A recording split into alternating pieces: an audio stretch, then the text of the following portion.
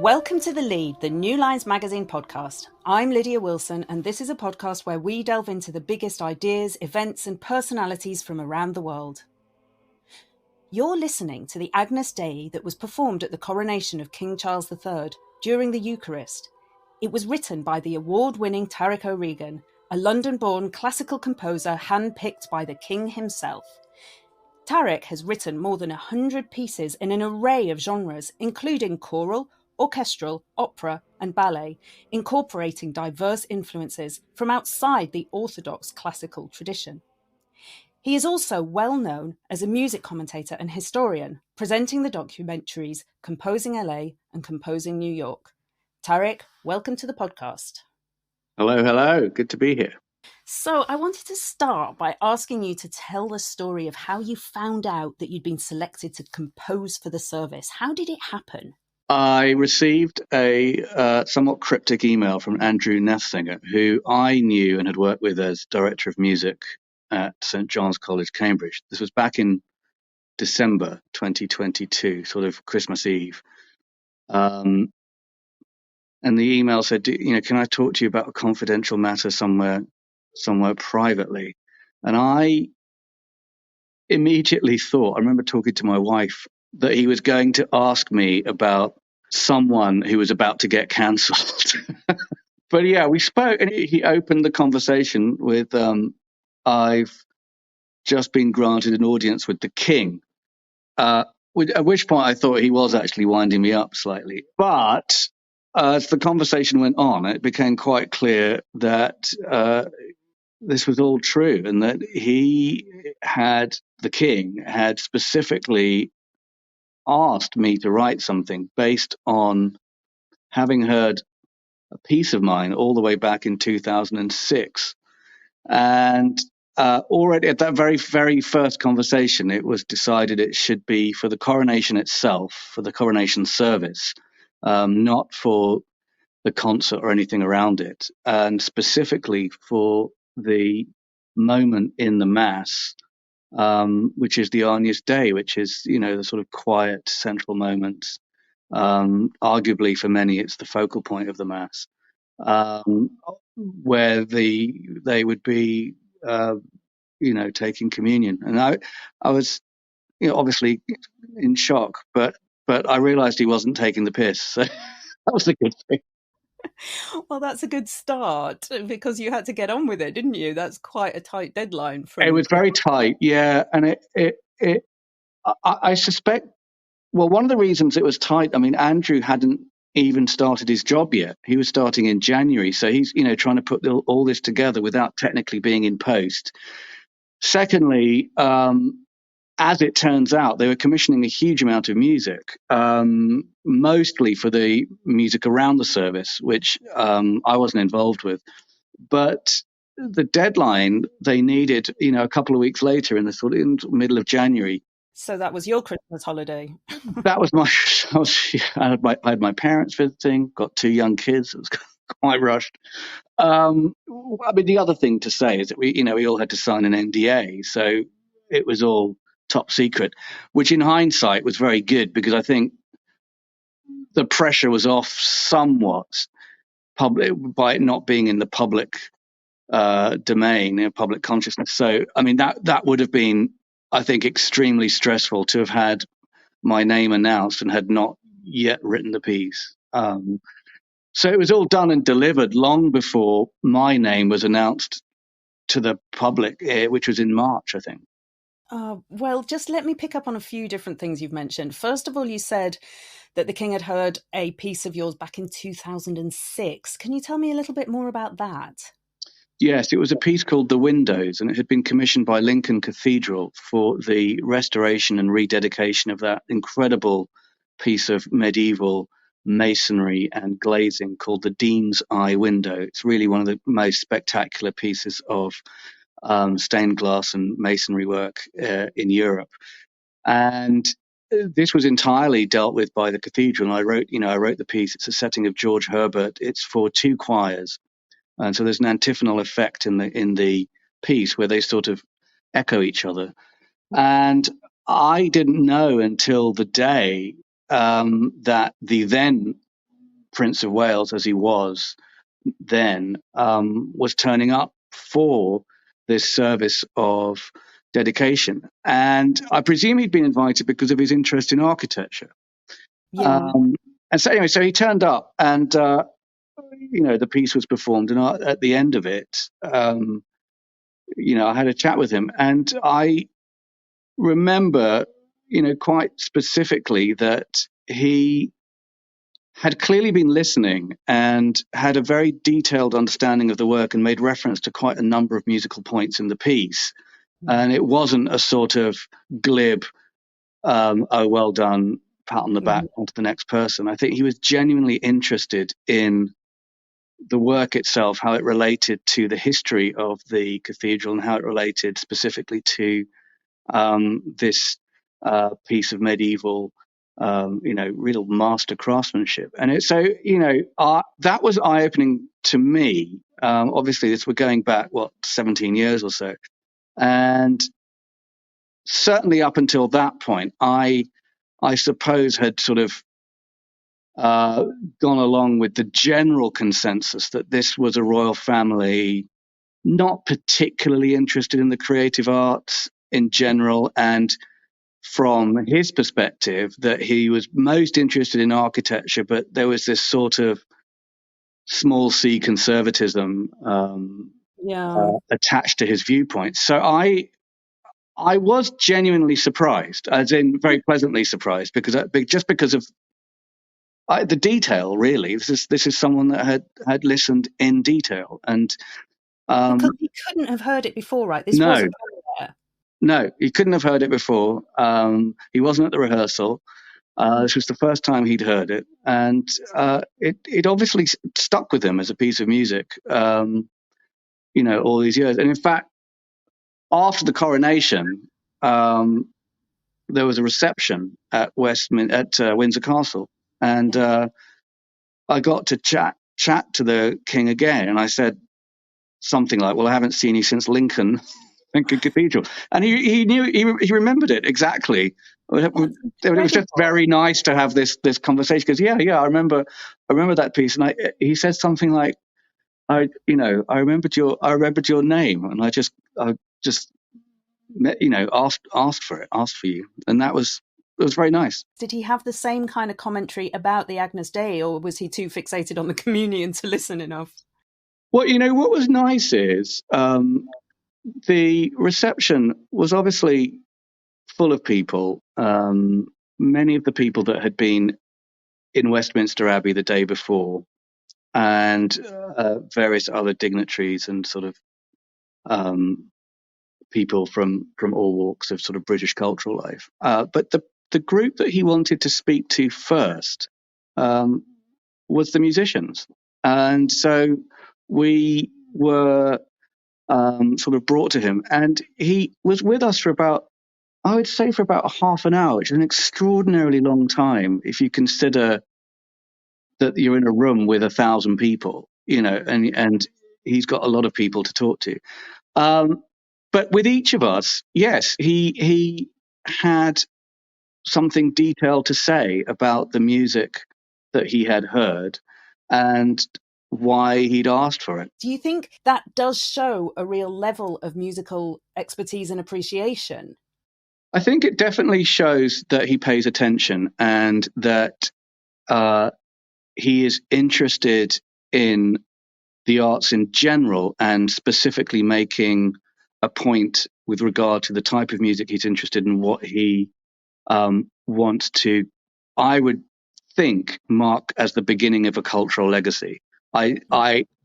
Time may prove me wrong, but it was very, very interesting being in Westminster Abbey, and I was sat with the opposition. So I was sat behind and with Keir Starmer and Ed Davey, and opposite me was, Michael Gove and Rishi Sunak. And so it's very interesting being sat in Westminster Abbey looking at a government that, frankly, has not been that supportive of the creative arts in general, in schools, in general education. They've obviously have an incredibly complicated, one might say, negative relationship with the BBC, to the point that the cost cutting at the BBC is impacting their ability to work with their performing arts organisations, specifically the orchestras, for the commissioning of new music, and the BBC singers. And to be thinking that in this coronation, which, I mean, let's face it, is a fairly bizarre ritual, with someone who is clearly saying, I stand for the arts, and where the government, what the government can't do, I am going to try and do. And when we did meet him, the king, at the reception, I think many of us instinctively said, thank you for this statement, thank you for standing behind the arts. And we were, one of the things is, you can meet, I think many of us had the opportunity to have a chat with politicians that we met, and I would say I had a fairly positive chat with Keir Starmer, and said, look, whatever happens in the future, if you guys get in, you've really, really got to recommit this country to the arts. You can't just leave it up to the king. Are we going back to the 16th century? Well, exactly. That's what occurred to me. There's always been that very close connection, hasn't there, between royalty and kind of patronage of the arts, whether you're talking about, yes, the 16th century, the Renaissance, the Ottomans. Yeah. How much did you think about these sorts of dynamics between monarch and music while you were writing? When I was writing it, not so much, because I felt that the piece, with any contemporary piece of music, with any premiere, you've got to try and meld this, in a sense, two opposites. And it's the inherent paradox when someone asks you for a new piece of music. The reason they're asking you for a new piece of music, and this is a very good example, they want a brand new piece of music because they've heard something of yours they like. So embedded in that is a sense of, can you write this new piece of music that sounds a bit like the other piece that I liked beforehand? And this paradox plays out in the fact that you want to write a piece of music that is specific to the occasion, which, let's face it, is there's not going to be another coronation of Charles. So it's a one-off. But you want to write a piece that then lives on outside of that. You don't want to write a piece so specific so that no one's interested in doing it. So I always feel when I'm writing, and this was a good example of it, that I'm trying to I'm always trying to think of the life of the piece after its premiere. And that was one of the biggest things I was thinking about, was not just how it's going to fit into the service, but how other people might be drawn to it. But the primary purpose is to fit into the service, isn't it? So how did you go about preparing it for that specific one-off purpose? Yeah, I mean, I knew that the service would be celebratory, probably quite loud, with a lot of, and there are classic pieces that I knew would be in there, like Zadok the Priest and Parry's I Was Glad. These are loud, celebratory pieces. I suspected that a lot of the commissioned music would be of that ilk, and indeed, it was. And so as I said, the Honest Day is by nature a quiet, reflective moment in any service. And so in this particular service would be able to offer an extreme contrast to what else was going on. So those pieces are quite complicated, those other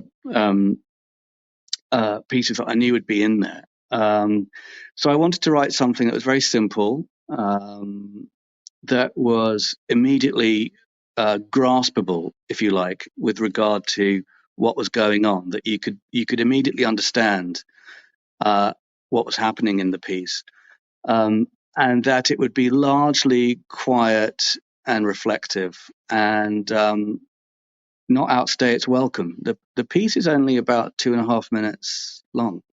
Well, I want to explore the diversity of influences in your music in general, because I know you drew on a lot of them in this piece of music.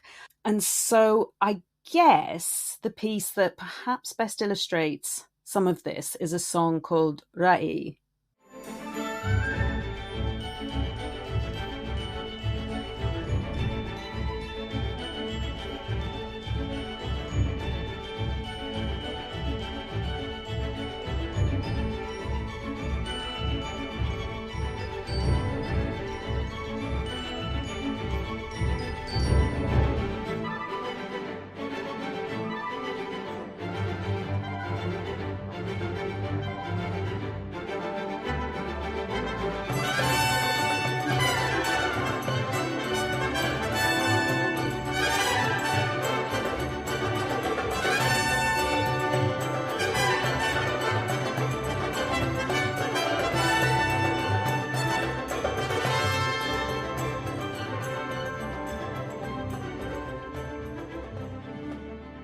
Yeah, so Rai is one of three pieces now, which, funnily enough, I started writing around about the same time as the piece we were talking about in Lincoln Cathedral. So going back to about 2006.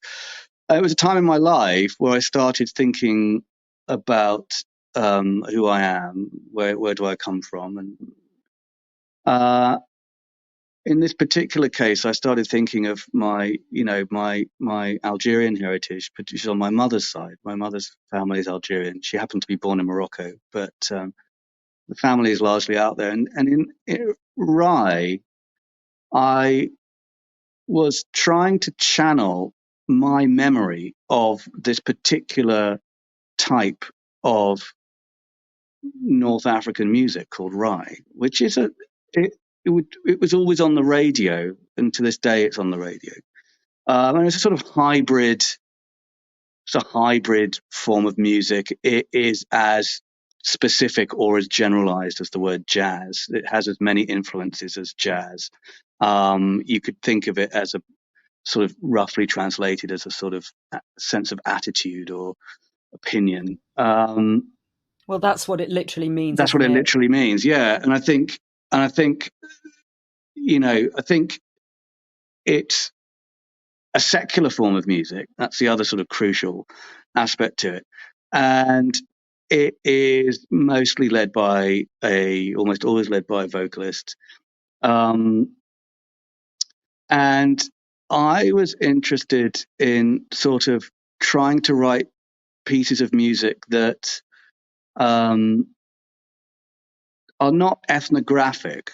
So they're not interested in authenticity and a sense of transcription, let's say, of different types of Rai music, but more about focusing on the haze of memory and recollection and the inaccuracies that creep into recollections and memory, despite the fact that you can have extremely strong feelings and visions and hearing of sound. You can feel extremely sure of yourself, and it can be a very prominent thought. But if you were able to magically compare the experience, the contemporaneous experience at the time, versus what it is that you're conjuring up now, there are inherent differences and inaccuracies and changes which happens in time. And so these pieces, of which Rai is the first, there was a second piece called Chabi, which is also based on a different type of Algerian music, and a third piece called Trances, which I only finished last year. All capture this, all aim to capture this sort of haze of memory. And there are different aspects of Algerian music and North African music that speak to me in different ways. Some are rhythmical aspects that are very specific to that type of music. But the one aspect that I think does connect quite specifically to the Agnus Dei is this sense of unison. In other words, everyone singing and playing the same melody at the same time. And when it is not quite 100% unison, so it's not like a bunch of robots singing and playing identically, or you're programming a computer or keyboard to do it, because we're human. So what tends to happen is there are very slight deviations that happen either intentionally or unintentionally in the performance of not just Rai, but other North African traditional Arab music, where these deviations from the unison create a sense of depth or texture. Yeah. And those moments are, I remember very vividly, and I feel are sort of quite important to me in terms of what I was trying to think about. And if you listen to the Agnus Dei, Yeah. it sort of does that. It starts with a single melody.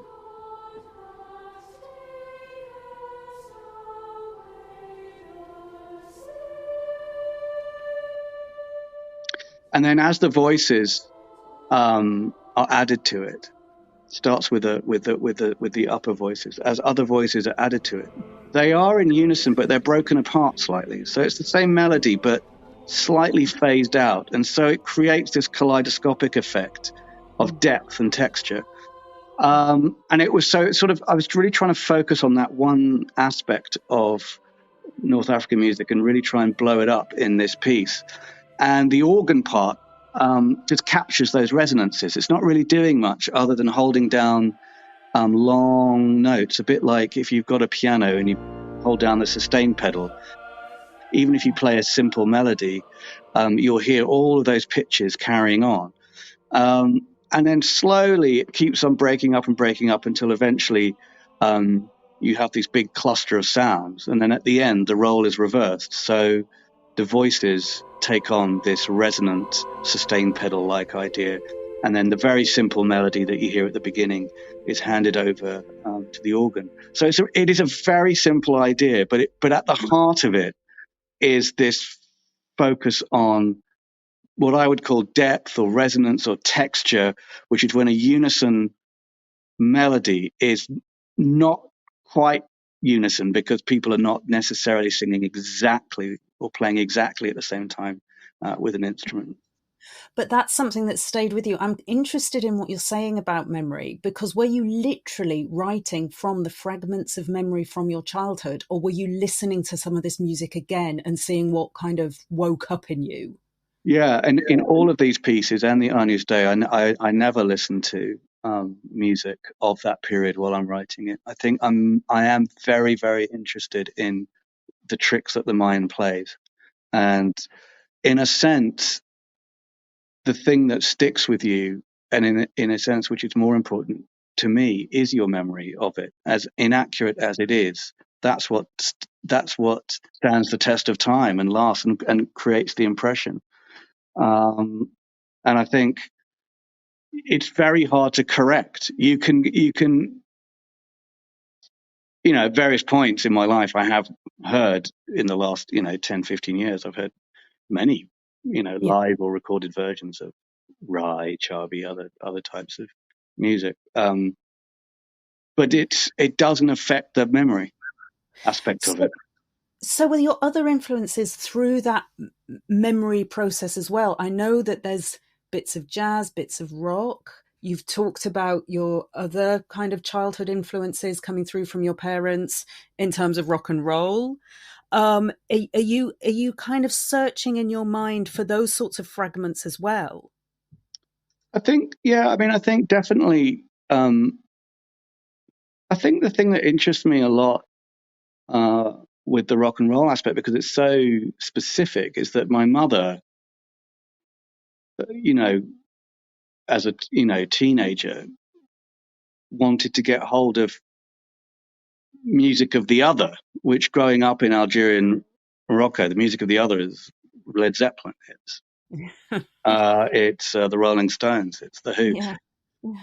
And the curious thing about the music that you listen to when you don't have control over it, so when you're very young, because you're not able to put on an LP or a cassette or a CD or Spotify or whatever it is now, is that music's controlled by the people around you, who tend to be, your parents or guardians or whoever. So whereas later on, I remember being a bit older and listening to tapes of oud music in cars and listening to whatever was in the charts in the sort of 80s, so like Madonna and things like that. That was much more under my control.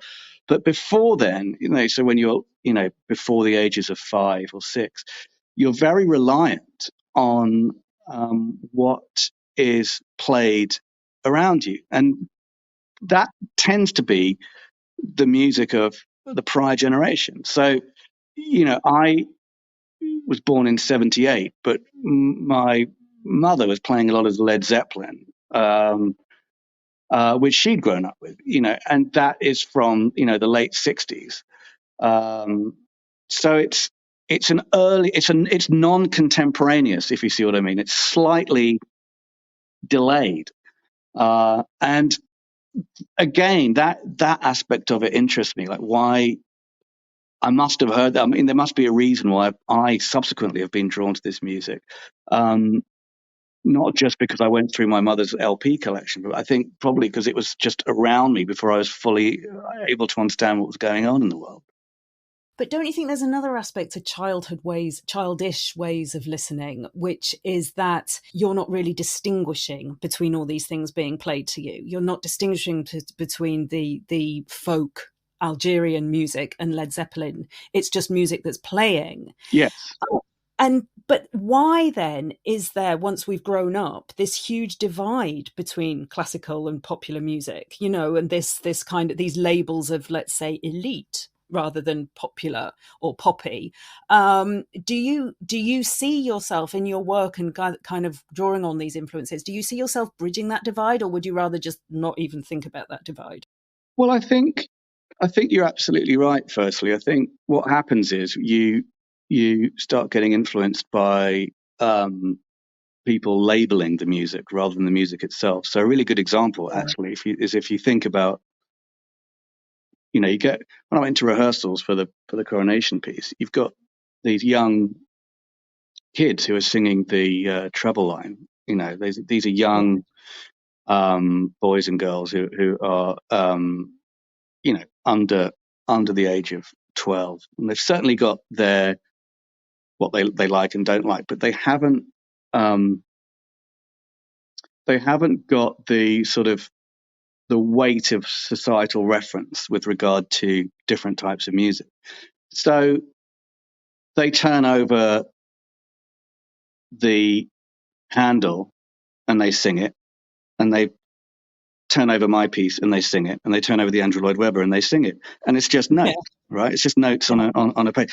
Whereas, the older people, are more inclined to say, well, the Handel is clearly a work of classic literature. It stood the test of time. Andrew Lloyd Webber, he's come from the music theatre world. We don't know, is it going to be any good? Tarik O'Regan's contemporary composer. Don't know, do I like it or not? That comes with growing up in the acquisition, I think, of what many people would think of as taste. The issue of taste is a tricky one, because it's what makes you as a creator very skeptical of some of the things that you've written. It's what makes you edit what you write. What makes you struggle as a creator. Because if you don't have any taste, it's the flip side of, it's just all notes, right? In the same way that these kids are just singing all this stuff. If you write music and you've got that same mentality, well, you're not going to self-edit, because you just think, well, it's all fine, it's all good.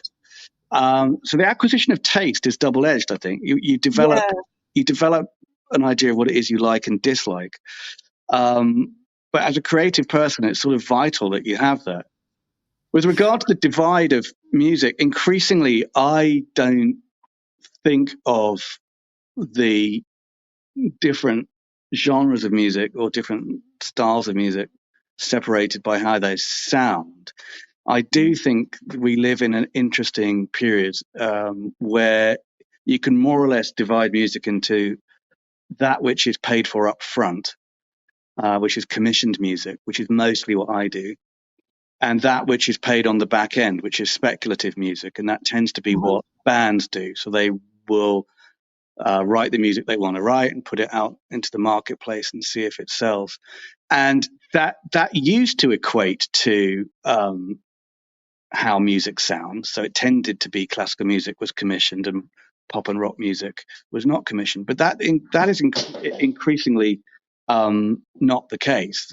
Both sets of music can sound quite different. But the way one approaches that sort of material in one's life is quite different.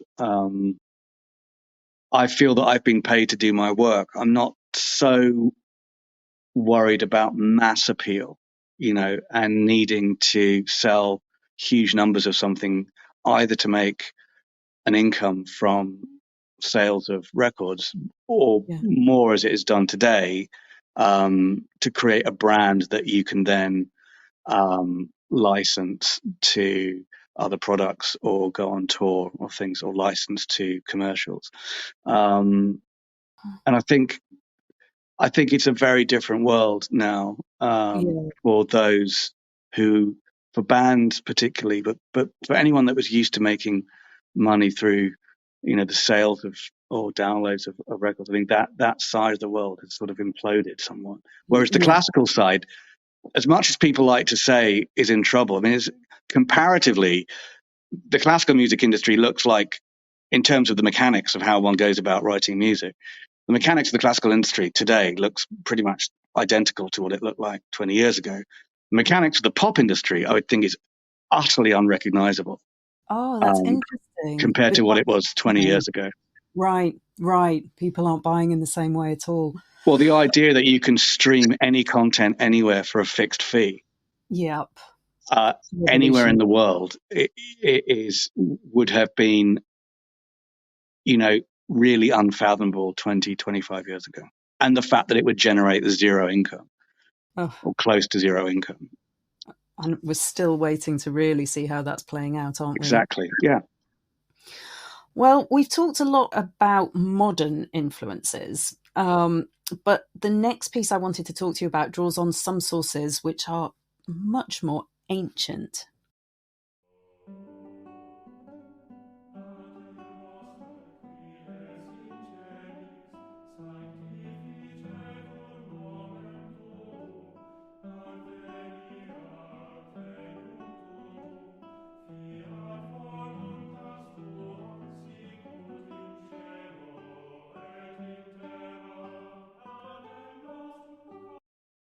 That was an extract from a Calam na Shnoreg, or an Irish colloquy, a score you wrote based on one of the oldest surviving pieces of medieval Irish literature. What was it about that ancient text that inspired you? What I liked about that text is that it is a frame narrative. And so the whole text is very long, and essentially, to simplify it, covers the arrival of St. Patrick in Ireland, who's meant to be bringing Christianity along with him.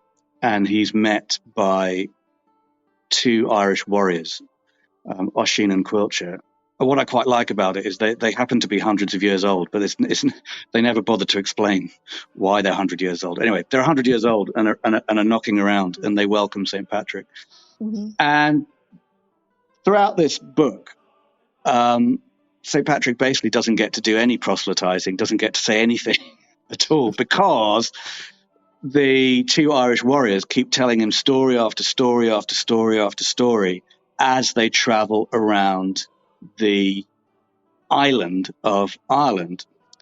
And each of the stories is based on a geographical location. So the most that you'll get from Patrick is, something like, why is this hill called the Hill of Niamh?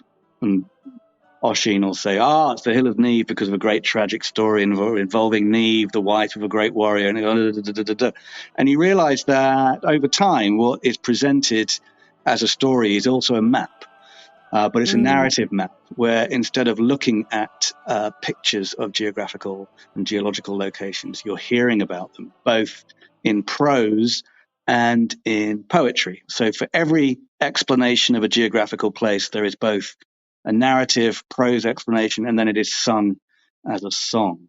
And so I kind of loved all the sort of many elements of it that are brought together, different ranges of narrative. And I like the fact that you getting everything twice, as a poem and as a prose piece. And because there were hundreds of stories, I could pick, a few of them that I wanted to tell in my adaptation. And so the way I went about it, and I remember immediately thinking, this is what I want to do, is I'm going to have the whole thing in English, except for the poems when I use them. And those will be sung in what is called Middle Irish. Mm-hmm. And that required quite some understanding, because I had to get someone to record them so that I could then transcribe it and then provide that as a resource to singers when the piece is done. So again, there's a lot of texture there, because one of the things about different languages is not just the meanings or difference between the languages, but it's also just how they sound as musical devices. Middle Irish sounds very, very different to English. It's just like a different instrument. Uh-huh. So that was the sort of what drew me to it immediately. But there was a very nice link up in the piece, which is with the other side of my family. And I should say, one of the reasons I started getting interested in this work was because obviously O'Regan is an Irish name. I was going to point that out if you didn't. Yes. Yeah. So my grandfather's generation would have considered themselves as Irish. Mm-hmm. And then back from there. And so this was a commission from Chamber Choir Ireland, which came to me purely because I'd been working with the conductor on a totally different project. But it allowed this sort of beginning to think, much in the same way that I'd been thinking about my Algerian side, began thinking about sort of the Irish side of it, which was much less known to me, because Ireland was not somewhere. I'd been to Ireland many times, but I didn't have immediate family there. So it's, in a sense, it's something that I sort of begun revisiting. But there is a nice link up in the Acallam piece, which is that at the end of all these stories that have been told by Oisin and Quilcher, Patrick has a sort of breakdown and summons his archangels. And he basically says, look, I've been hanging around this island for months and months, and I've basically done nothing. I've not told them about the Bible. I've not told them about Jesus. I've not converted anyone. All I've been told are these bloody stories about warriors, ancient warriors. What's going on? The archangels come down and they say, look, calm down, Patrick. Have a drink, and say, these are very important stories, and you need to have them transcribed and written down beautifully and in illuminated manuscripts. And the nice idea, of course, is this is the book that you're reading, right? When you read the Acallam, you're meant to be reading the very thing that Patrick had transcribed. But the nice thing is that at the very end, they describe the way that the book is made and the illumination of the manuscript in gold. And it's very clearly explained that the gold comes from, quote, the land of Arabia, which speaks to a very long relationship. And the more I've looked into it, the more I think many others are, beginning to go more and more into this detail. But the sort of long relationship between particularly North Africa and the Mediterranean and the west coast of England and the east coast of Ireland, reaching its zenith with the sort of great or terrible, depending on how you want to view it, era of piracy in the sort of 18th and 19th centuries, where there's a huge amount of influence and cross-cultural influence going on through that. Well, that's where I'm sure I should be asking you about your cross-cultural influence, because it's not just the gold from Arabia, is it? You've found other links between these two strands of influence between North Africa and Ireland. In fact, isn't there something in Acallam? Yes. So a lot of the pieces written for chorus, bow on drums, and guitar, and a lot of the guitar writing, uh, I is sort of influenced by oud.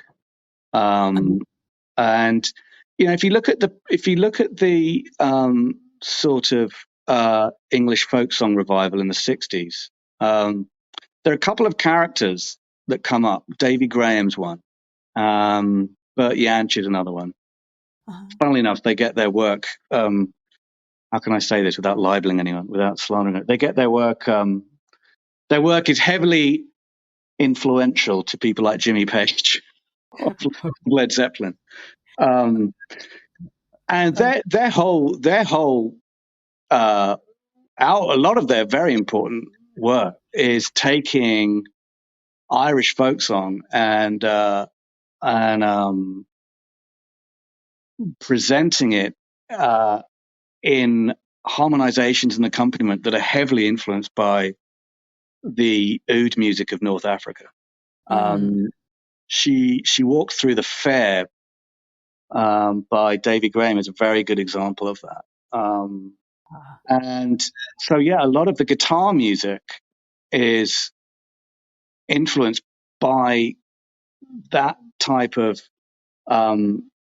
or in turn influenced by the oud, which is if you think about it, is the grandparent of not just the lute but the guitar. And so there's definitely a link in the guitar music to the oud music of Arab oud music in particular of North Africa. But the other thing, going back to the Anya Stain where we began talking, is the role of unison. Now you go and listen to an Irish band playing Irish trad in anywhere, on stage in a pub or whatever. It is largely everyone playing the same melody, and this is very similar.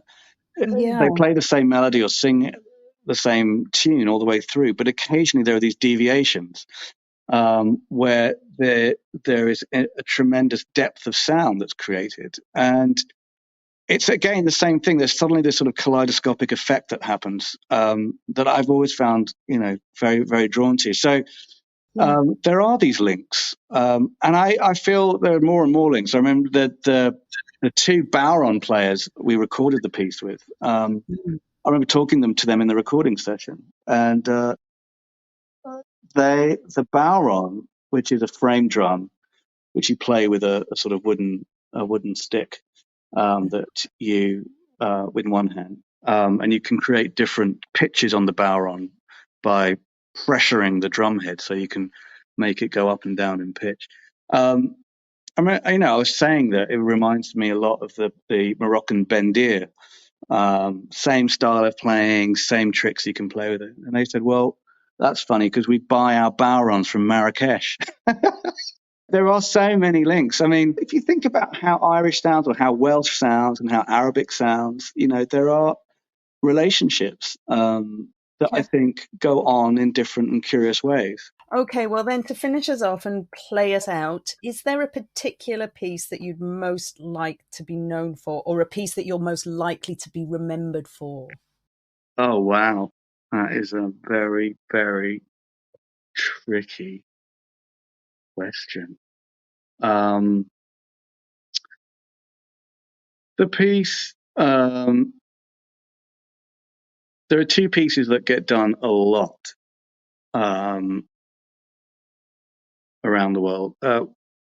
One is called Triptych, and I think that gets done because the people are sort of drawn to it. It's a sort of ecumenical meditation on, very simply, sort of life and death. But which I love that piece, and it is done. It's done quite a bit, and the vocal parts are not that hard. But there is a piece for a sort of complicated piece for string quartets and 8 soloists and 2 choirs, and it's a setting of Edgar Allan Poe, and it's called The Ecstasies Above. I love it. And that piece, I think, is a piece that's quite special to me, partly because I wrote it I wrote it in upstate New York in what is now an artist residency program, but weirdly it was a mansion where Edgar Allan Poe had stayed for quite some time. So I felt somewhat channeled by his eerie presence. But the other thing why I like it is the poem is called Israfel, which is from the sort of Quranic angel of music. That although there is Gabriel in the Quran, Jibril, but there's Israfel plays much more of the same role as Gabriel does, and it's this sort of he refashions Israfel into this all-encompassing angel of music, and I think I wrote it. I'm trying to think, quite 20 years ago, and I think it hints at this element of distance. When we've been going back to this point about distance and memory. And I remember being struck in the poem about this idea of the protagonist being so enamored by the music of Israfel that they wonder, would it be even more beautiful if they could bring Israfel to earth instead of having to listen to this music way up in the heavens? Wouldn't it be more wonderful? And then they come to realize that the closer they get, the thing that makes the music beautiful is the distance itself, and that the perspective of from that distance is what is part of the beauty, and that to bring it closer kills it.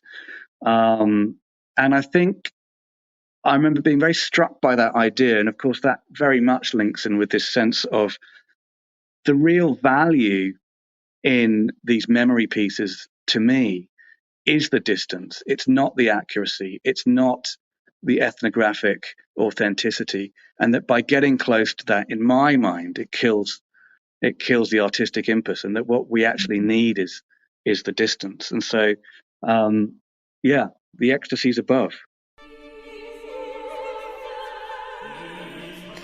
Tarik O'Regan, thank you very much. Thank you.